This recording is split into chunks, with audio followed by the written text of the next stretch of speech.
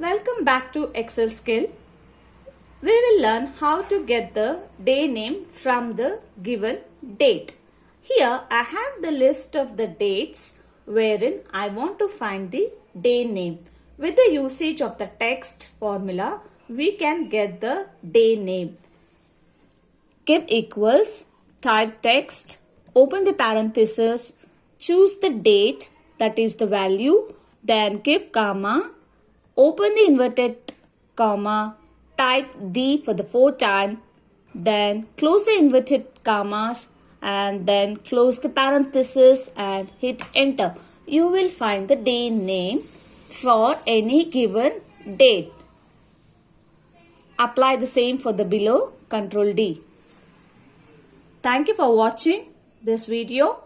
Do subscribe, do share, like, comment. Thank you for watching.